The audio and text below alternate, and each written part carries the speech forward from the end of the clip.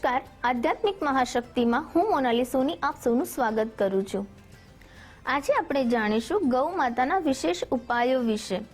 જેવી રીતે શાસ્ત્રોમાં વર્ણન છે કે ગૌ માતાને ખૂબ જ પૂજનીય માનવામાં આવે છે, તેમને માતાનો દરજ્જો આપવામાં આવ્યો છે, એટલે કે આપણે ગાયને ગૌ માતા તરીકે સંબોધીએ છીએ।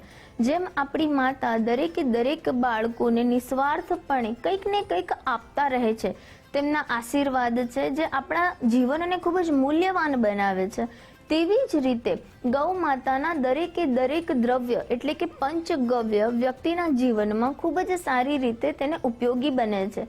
ખાસ કરીને ગૌ માતામાં 33 કરોડ દેવી દેવતાઓના વાસ છે, એટલે કે ગૌ માતાને વધારે પૂજનીય માનવામાં આવે છે। જ્યારે વ્યક્તિ ચારે તરફથી બધી તકલીફોમાં ફસાઈ ગયો છે, મુસીબતોમાં ફસાઈ ગયો છે અને તેને કોઈ રસ્તા નથી જડતા, દરેક ઉપાયો કરીને વ્યક્તિ થાકી પણ ગયો છે, છતાં પણ તે પોતાની મુસીબતમાંથી બહાર નથી આવી શકતો, ત્યારે એવું કહેવાય કે જો તમે એક ગાયની સેવા કરો છો, તમે તમારા ઘરે ગાયને લાવીને તમે નિયમિત રૂપે તેનું ખાવાનું છે, તેની સેવા કરો છો, તેનું ધ્યાન રાખો છો, તો તમારા ગ્રહો જે છે જે તમને અશુભ ફળ આપે છે તે તમારા શુભ ગ્રહમાં ફેરવાઈ જાય છે અને તમારા કષ્ટો, તમારી જે તકલીફ છે તે દૂર થાય છે અને ગૌ માતાના આશીર્વાદથી તમારા જીવનમાં ખૂબ જ સકારાત્મકતા આવે છે। ધાર્મિક માન્યતાઓ અનુસાર જે દેવી દેવતાઓનું સ્વરૂપ છે તે ગૌ માતાને માનવામાં આવે છે। ગૌ માતાની સેવા, પૂજા અને ભક્તિ કરવાથી પણ આપણને દરેક રીતે જીવનમાં ખૂબ જ સારો ફાયદો થાય છે। ગૌ માતાનું પંચગવ્ય એટલે કે દૂધ, દહીં, ઘી અને સાથે ગૌ માતાનું ગૌમૂત્ર અને ગોબર પણ આપણા જે જીવન છે તેમાં ખૂબ જ ઉપયોગી રીતે સાબિત થયું છે। એવું કહેવાય છે કે તમે તમારા ગ્રહના અશુભ પ્રભાવને દૂર કરવા માટે પણ ગૌ માતાના દૂધથી શિવજીનો અભિષેક પણ ખાલી કરો છો તો પણ તમારા 9 ગ્રહનું ખૂબ જ સારું શુભ ફળ તમારા જીવનમાં તમને પ્રાપ્ત થાય છે। જ્યારે આપણા શ્રી કૃષ્ણ ભગવાન છે તેમને પણ ગૌઓની સેવા કરવી ખૂબ જ ગમતી હતી, તેમને ગાય ખૂબ જ વહાલી હતી। ગાયની સાથે રમવું, તેની સાથે રહેવું, જે માખણચોર જે આપણા કૃષ્ણ ભગવાન હતા તેમણે પણ ગૌ સેવાનું જે મહત્વ છે આપણા જનજીવનને બતાવ્યું છે। ગૌ માતાના વિશેષ ઉપાયોની જ્યારે આપણે વાત કરીએ છીએ તો જ્યારે પણ કોઈને મંગળ સંબંધિત કોઈ તકલીફોનો સામનો કરવો પડતો હોય અથવા તો વ્યક્તિની કુંડલીમાં મંગળ ગ્રહ ખૂબ જ અશુભ પરિણામ આપે છે, સાથે ખૂબ જ ભારે મંગલ પણ કહી શકાય, જો તેવા ફળ તેના જીવનમાં મળતા હોય તો તેણે લાલ ગાયની સેવા કરવી જોઈએ। લાલ ગાયને તેણે ગોળ ખવડાવવો જોઈએ। ગાયને પોતાના ઘરે રાખી તેની સેવા માવજત કરે છે તો પણ મંગળ ગ્રહ સંબંધિત જેટલી પણ તકલીફો છે વ્યક્તિની દૂર થાય છે અને તેના કારણે તેના જીવનમાં જે રૂકાવટો આવી છે તે પણ દૂર થાય છે અને ગૌ માતાના આશીર્વાદ તેને પ્રાપ્ત થાય છે। ઘણીવાર આપણે આગળ જોતા હોઈએ છીએ કે શનિ સંબંધિત કષ્ટ જે છે તે વ્યક્તિના જીવનમાં હોવાથી વ્યક્તિને દરિદ્રતાનો સામનો કરવો પડે છે, વ્યવસાયલક્ષી નુકસાનનો સામનો કરવો પડે છે, વ્યક્તિ અથાગ મહેનત કરે છે, અથાગ પ્રયત્ન કરે છે, છતાં પણ તે જીવનમાં આગળ નથી વધી શકતો, ત્યારે તેવા વ્યક્તિએ કાળી ગાયની સેવા કરવી જોઈએ।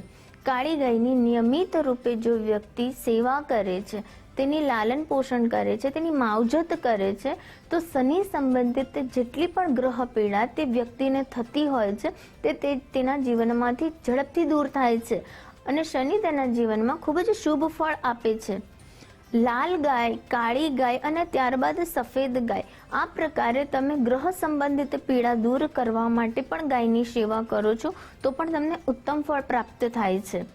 આપણા શાસ્ત્રોમાં વર્ણન છે કે ગૌ માતાના કેટલાક વ્રત પણ જો વ્યક્તિ કરે છે તો પણ તેના સૌભાગ્યમાં વૃદ્ધિ થાય છે, જેમાં ગોવર્ધન પૂજા, ગોપ વ્રત, ગોવત્સ દ્વાદશી અને ગોત્રી રાત, અલગ પ્રકારના ગૌ માતાના વ્રત કરવાથી પણ વ્યક્તિના જીવનમાં આવતી તમામ તકલીફો દૂર થાય છે।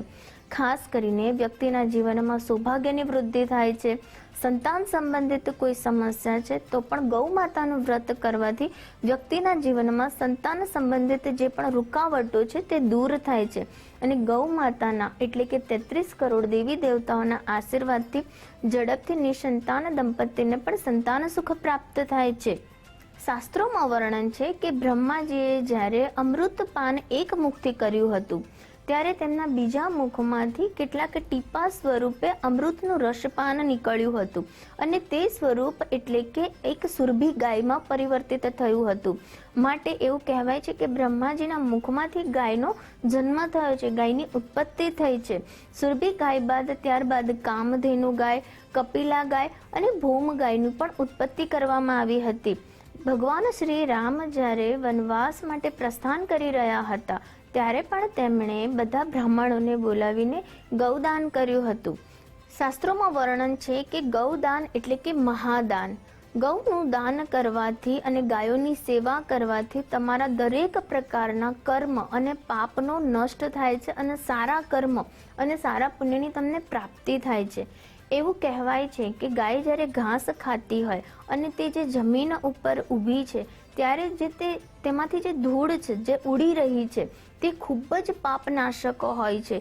તે વાતાવરણમાં બેસો છો તો પણ તમને પુણ્યની પ્રાપ્તિ થાય છે અને તમારા પાપોનો કષ્ટ દૂર થાય છે. સાથે સાથે જ્યારે જે ગાયની ગળું છે અને ગાયની જે પીઠ છે તમે જો તેના ઉપર હાથ ફેરવો છો તો પણ તમારા જીવનમાં ખૂબ જ સારા એવા બદલાવ આવે છે. તમારી દરિદ્રતાનો નાશ થાય છે અને તમારા સૌભાગ્યમાં વૃદ્ધિ થાય છે. નિયમિત રૂપે તમે જ્યારે સેવા પૂજા કરો છો તેવી જ રીતે તમારે નિયમિત ગૌ સેવા પણ કરવી જોઈએ, ગાયનું પૂજન કરવું જોઈએ. નિયમિત રૂપે ગાયના પૂજન કરવાથી ઘરમાં સ્થાયી લક્ષ્મી નિવાસ કરે છે. ઉપાયની જો હું વાત કરું તો તમારે બાફેલી ચણાની દાળ અને ગોળ પોતાની હથેળી ઉપર રાખીને જો તમે ગાયને તે ખવડાવો છો તો એવું કહેવાય છે કે તમારા જે ખરાબ ભાગ્ય છે તે દૂર થાય છે, તમારા ભાગ્યમાં વૃદ્ધિ થાય છે અને તમારા હાથની રેખાઓમાં જે અશુભ જે ગ્રહો છે, જે અશુભ ફળ આપી રહ્યા છે તે પણ બદલાવા લાગે છે અને તે ગ્રહ તમને શુભ ફળ આપવા લાગે છે. જ્યારે કોઈ પણ વ્યક્તિ ચારે તરફથી મુસીબતથી ઘેરાઈ ગયો છે, તેને કોઈ પણ પ્રકારનો રસ્તો નથી મળતો કે તે કોઈ પણ પ્રકારનો ઉપાય પણ નથી કરતો, ત્યારે વ્યક્તિએ પોતાના ઘરના આંગણે જો એક ગાય લાવીને તેની સેવા કરે છે, નિયમિત રૂપે તેને ઘાસ ખવડાવે છે, તેને નવડાવે છે, તેની ખૂબ જ રીતે માવજત કરે છે, તો આ પ્રકારની સેવાથી ધીમે ધીમે વ્યક્તિ દરેક મુસીબતોમાંથી બહાર આવે છે. ગૌ સેવા એટલે ઉત્તમ સેવા અને ગૌદાન એટલે મહાદાન.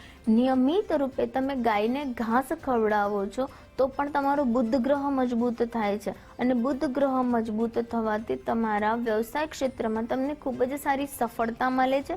તે જ પ્રકારે ગૌ માતાની જો તમે સેવા કરો છો, પૂજા કરો છો અને તેમના આશીર્વાદ પ્રાપ્ત કરો છો તો દુનિયાના દરેક ક્ષેત્રમાં તમે હશો તો પણ ગૌ માતાના આશીર્વાદથી તમારા જીવનમાં ખૂબ જ સારા એવા સકારાત્મક તમને લાભ જોવા મળશે. દરેક વિઘ્નો અને દરેક કષ્ટો તમારાથી દૂર રહેશે. તો આ સાથે ગૌ માતા વિશેના જે મેં ઉપાયો કીધા છે તે કરીને તમે પણ ચોક્કસથી તેનો લાભ મેળવશો. તે સાથે હું રજા લઉં છું. નમસ્કાર.